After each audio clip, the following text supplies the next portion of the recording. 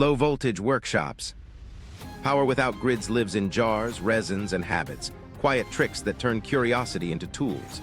In Parthian Strata near modern Baghdad, terracotta vessels show up with bitumen stoppers, a rolled copper cylinder, and an iron rod centered inside. Pour in sour wine or vinegar and a trickle appears, a few tenths of a volt.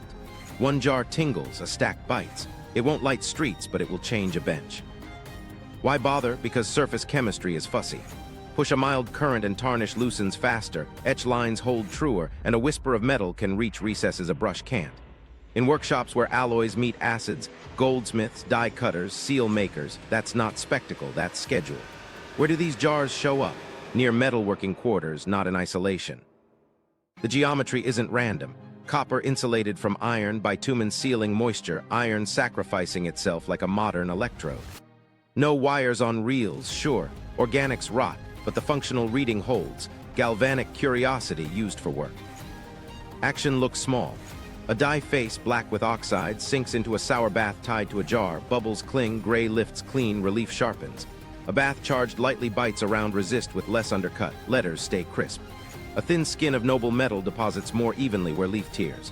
The language is Faraday, it's kitchen talk, sharp water, tired iron, living copper, but outcomes talk louder. Pieces finish quicker. Adhesion improves, clients return, recipes stay in the guild. Static joined the playbill long before textbooks. Rubbed amber pulls chaff, lacquered vessels hold a sting. Treat a bottle like a sandwich, conductive film inside and out, a clean ceramic dielectric between, a rod to gather the crack, and you've got a Leyden-like jar in behavior if not in name. A priest makes straw leap on a dry day and calls it wonder. A master shocks an apprentice once and calls it lesson. Demonstrations by patrons, stings by caution. Magnetism gave direction to commerce quietly. Lodestones align if you let them float on low friction. A spoon points, a needle swings. Guilds keep the trick close because a course set in fog is money saved and lives kept. In shops, magnetized tools self-index for joinery and marking. On coasts, pilots talk about fish that point north while checking shadows and winds. It fits the pattern, habits first, manuals later. Here's the stakes in plain numbers. Low-voltage tricks live where fragile materials and reputations stack.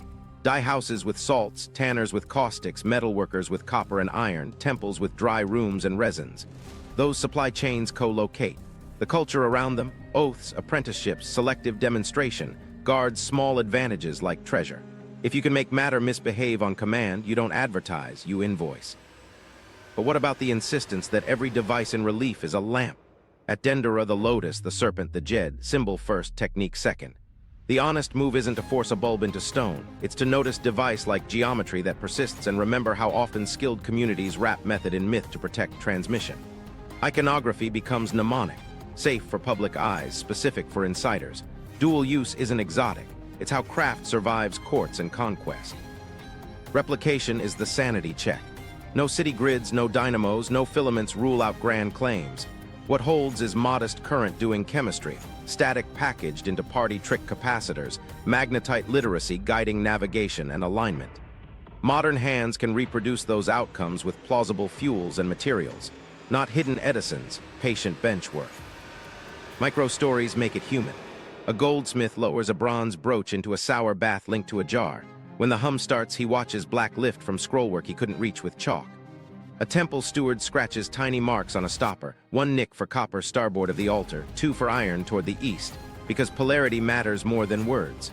A dock pilot keeps a magnetized sliver afloat in a leaf bowl. The fog eats the headland, the needle steadies the convoy. A scribe feels a thumb twitch after a curious touch and adds, "Keep dry," to a line in the ledger that never says volt.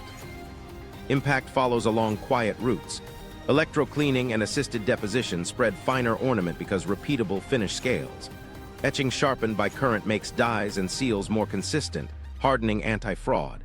Compass literacy stabilizes routes bureaucrats can tax. Temple labs turn demonstrations into budget lines. And the oaths that guard recipes look exactly like suppression when your edge is calendar control, coin quality, map accuracy. Thread it back to the latter. Precision deepens when magnification and electro-cleaning expose flaws you can fix. Power control matures when jars and resins tame stings and flow. Logistics benefits when lodestones cut risk and time.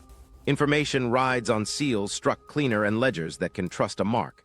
4 threads hum in a quiet room. So if jars bite, vessels hold charge, and stones point without a word for capacitor or compass, what else did those hands do to matter itself? The furnaces waited, glass that changes color with light, steel that sings at the edge, concrete that grows stronger in the sea. Impossible materials in plain sight. Materials by time. They let ideas survive weather, salt, heat, and human error. Start at a Roman pier where waves hammer stone for 2 millennia and the mortar laughs. This isn't Portland cement. It's hot mixed lime with volcanic ash, pozzolana from specific tuffs, dropped into seawater to set in place. Inside the hardened mass, micro cracks become scaffolds. Ions move, tobermorite and related calcium aluminum silicate hydrates grow like needles, bridging gaps. That's self-healing in chemistry, not metaphor. A crack forms, brine percolates, crystals grow and stitch. You don't luck into that. You quarry by recipe, burn lime clean, mix hot, pour where tide helps, not hurts. Stakes, a harbor that doesn't crumble controls grain, fleets, and taxes. To pull it off demanded more than a bag of ash. It meant kiln temperatures that didn't contaminate lime, ash grades sorted by hand, aggregate size to interlock, and pours scheduled to catch the right stage of tide. Action looks like labor, baskets tipped into formwork, but the impact is maintenance deferred for centuries. When empires snapped, the concrete kept working because its chemistry didn't care who ruled the key. Now glass that changes color with light. The Lycurgus cup reads opaque green in reflection, but glows ruby when lit from within. Under a microscope, the secret is specks, gold and silver nanoparticles suspended in the glass matrix. Their electrons resonate with different wavelengths depending on illumination geometry. Surface plasmon effects do the rest. Nobody in antiquity wrote plasmon, but someone controlled furnace atmosphere and metal additions tight enough to seed particles at the right size and dispersion. That implies clean fuels, reliable crucibles, and test melts that taught breadth and timing by outcome. Stakes here are cultural and technical. Color on command isn't just pretty, it proves repeatable control of redox conditions and temperature ramps, the same discipline lenses and mirrors later require. Action is small tweaks, pinches of metal powder, moments of air or smoke, scaled through practice. Impact is an industry with palettes that don't drift and a pattern, empirical nanotech before language for the nanoscale. Steel brings a different whisper. Wootz, crucible steel from South Asia, earned its legend by microstructure. Artisans sealed pure iron with carbon sources and glass in small crucibles, then held heat long enough for carbon to diffuse evenly. Controlled cools and tight forging temperatures let vanadium-rich carbides segregate into bands within a tougher matrix. Ground and etched, the surface shows watered patterns. At the edge, those carbides behave like tiny saw teeth. Overheat once, you dissolve the phases. Forge too cold, you shatter. This isn't myth, it's process Windows taught in songs and scars. Stakes, better blades, chisels that bite granite, dies that last. Action is hour-scale vigilance. A smith reading heat by color and sound, refusing to rush. Impact is export demand that outlived the ore blends and charcoal qualities that made the trick easy.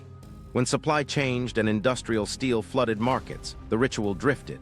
Not conspiracy, just incentives moving the window out of reach until labs retraced it with microscopes and patience.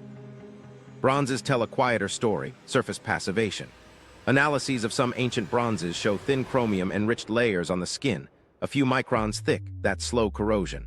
Whether from chromite sands contaminating molds or deliberate additions, the outcome is the same, a self-protecting sheen.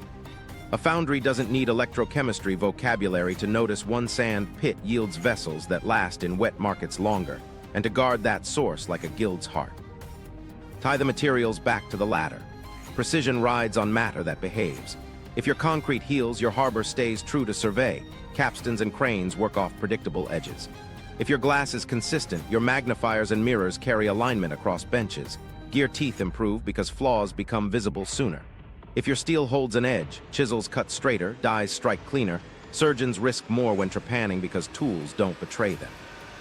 Micro stories make the chemistry human. A lime burner pulls a pebble from the kiln, wets a thumb, listens for the hiss that says it'll slake hot, a wrong note and the whole batch waits. A glassmaster leans into heat, feathers the furnace from oxidizing to reducing with a breath of smoke, watches a test thread flash the right hue. A smith taps a blade's spine, hears the dull ring of overheat, curses, and consigns hours to salvage. The next pot he babysits like a child. A caster chalks river pit on a sack because that sand breaks clean and pours sweet. Skeptic voice, Maybe these are marvels cherry-picked from luck. But marvels don't repeat across regions with matching microstructures, don't carry process scars that rhyme, don't anchor infrastructures that outlast empires. The pattern is discipline turned to habit, habit turned to supply chains. Recipes lived in people and places, quarry names, charcoal woods, furnace shapes. When conquest and commerce snapped those threads, the artifacts kept teaching. You just have to read crystals, bands, and sheens the way you'd read a worn gate hinge. Meanwhile, the four threads stay visible. Power control depends on sealants and ceramics that don't creep or crack. Logistics depends on ropes that resist rot and dock faces that don't spall. Information depends on media that endure, glazes that bind ink, tablets that don't flake. Impossible materials in plain sight weren't props, they were operating systems. Water, pressure, and urban intelligence. Materials buy time, hydraulics buys cities. Watch stone learn to think in water. Start with a ridge that wants a bath and a spring that sits across a valley. Rome didn't always build arches in the sky. When wind or budget said no, they buried the arrogance in pipe. Feed a line, drop it down the slope, cross the floor, and rise on the far side, the inverted siphon. Water remembers height, not distance. Stakes. A city that masters head isn't hostage to terrain.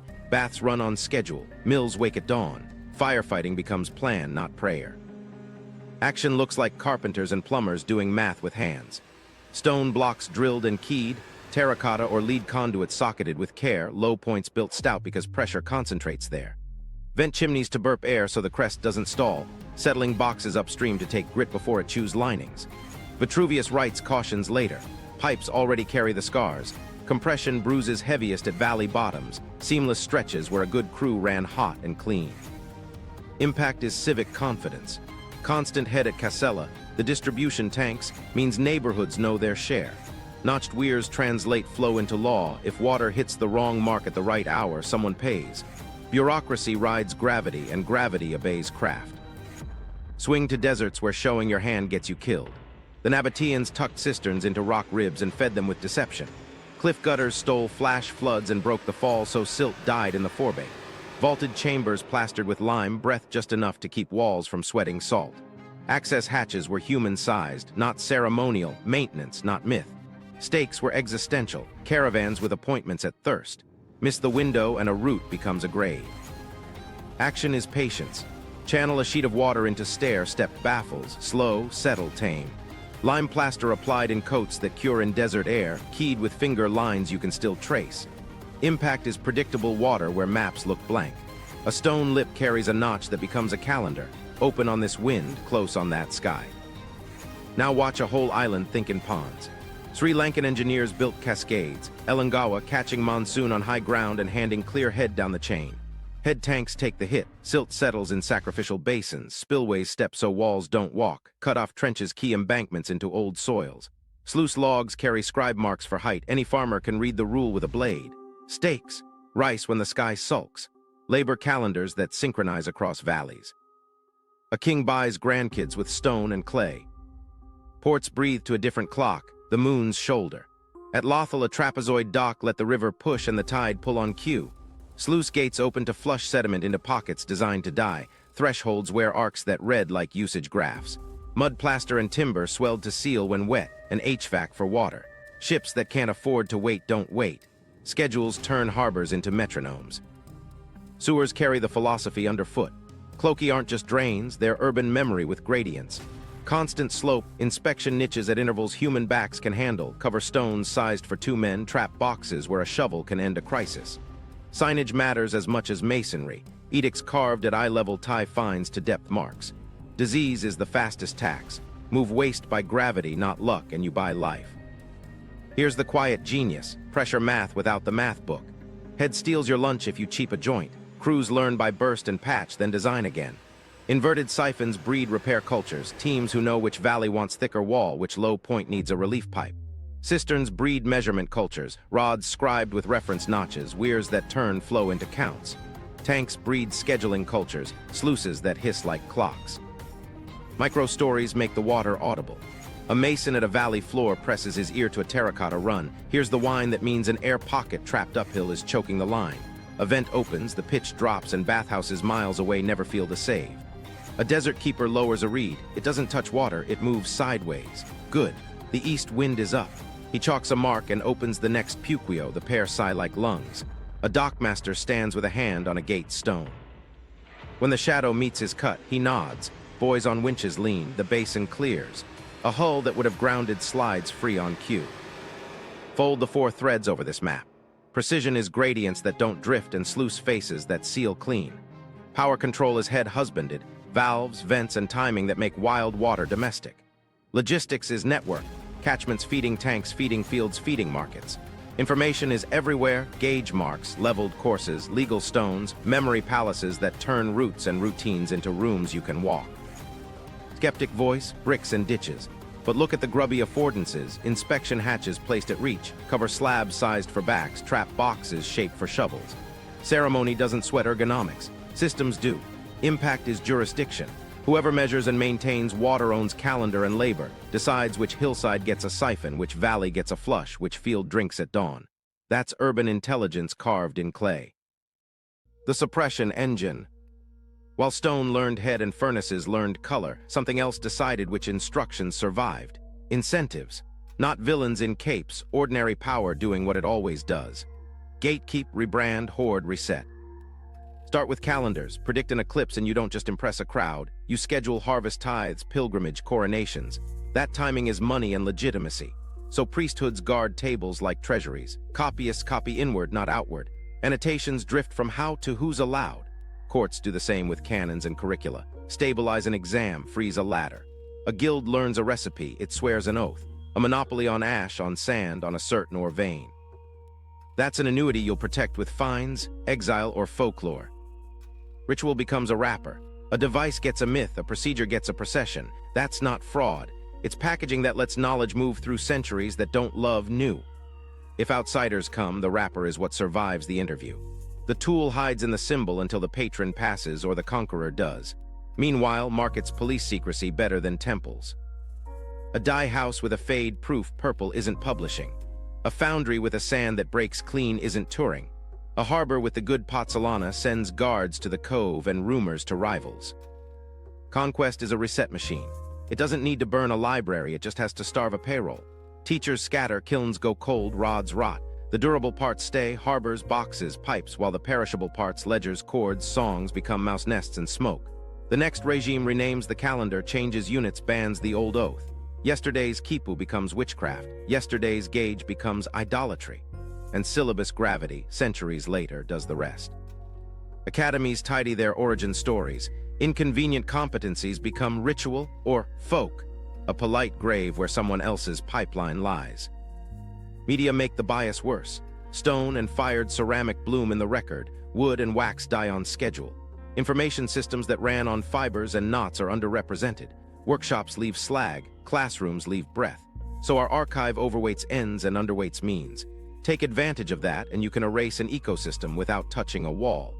Change the exam and the next generation stops copying the page that mattered. Who benefits when ladders snap?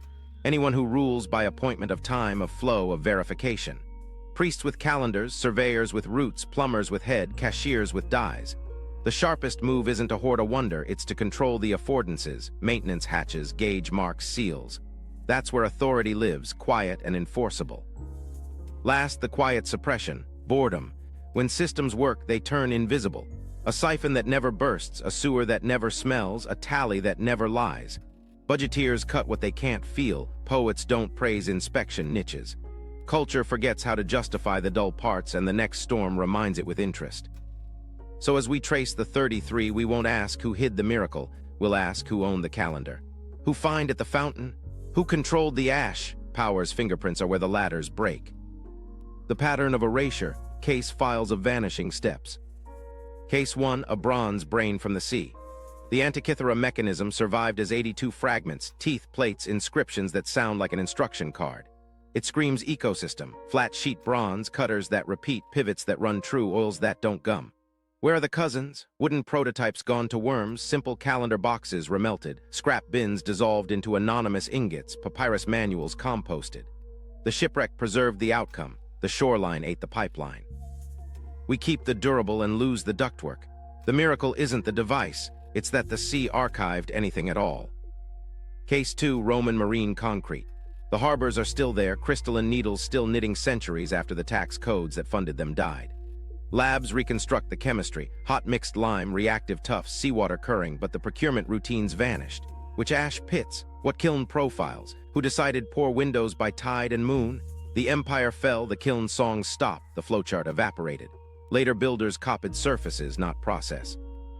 We rediscover by autopsy what a ledger could have told us in a paragraph.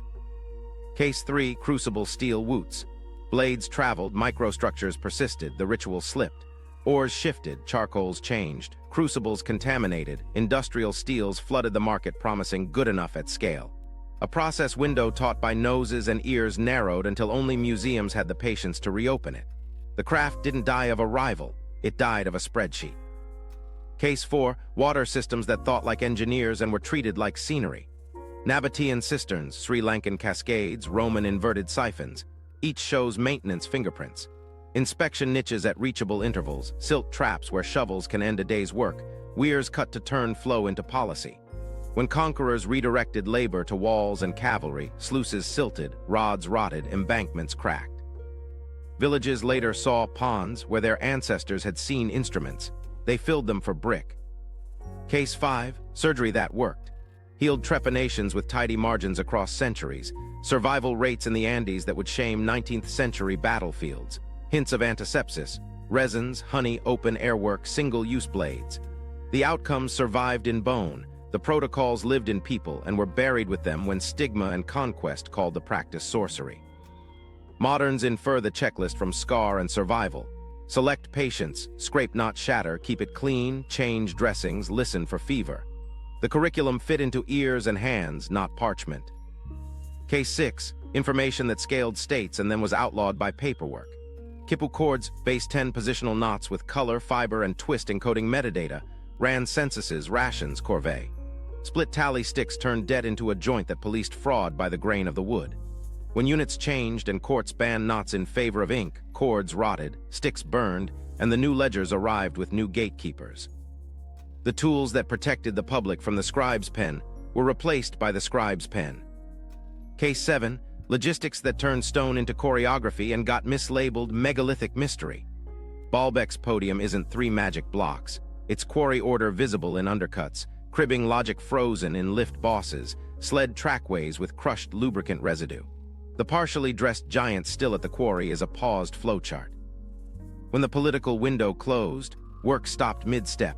Equipment was smashed or salvaged, and later centuries stared at a frozen conveyor belt and called it legend. Case 8, optics trapped between craft and myth. Rock crystal lenses show polishing arcs that rhyme across fines, implying jigs and counted strokes.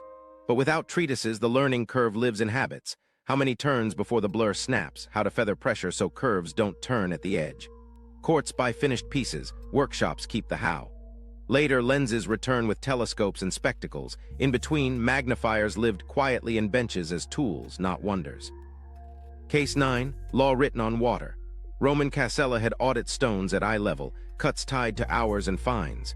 When the magistrate died and the new regime didn't love the old schedule, marks kept their crisp edges for centuries but lost their teeth. Archaeologists read a constitution, residents saw a trough. Now fold the cases over the engine. Gatekeeping manuscripts looks obvious, but the more effective suppression is drift. Unit changes that make chords illiterate. Curriculum reforms that make last century's competence invisible to exams. Patronage that funds cavalry over sluices. Markets that reward volume over ritual precision. Ritual rebranding saves technique until regimes flip and symbols get purged, taking methods with them. Conquest doesn't need to burn. It needs to stop paying the vent man. Micro-stories fix blame and incentives, not mustache twirls. A guild elder dies in a fever. His apprentice knows the tune but not the smell when a crucible is right. 10 pots fail, buyers move on. A knot reader appears before a new magistrate who calls his chords witchcraft. He burns his tools and learns to sign a name. A dock steward's cut on a gate post outlives him by centuries, but without the law that tied it to fines, it becomes curiosity, not enforcement. Zoom out. Erasure rarely looks like a torch. It looks like a ladder removed after the roof is tiled. What remains are the durable parts, the process scars, and the affordances, the inspection hatch, the witness mark, the standard hole that let us reverse engineer missing steps responsibly. We'll keep reading stone and bronze for curricula written in where. The manuals are gone. The machines remember. The global echo,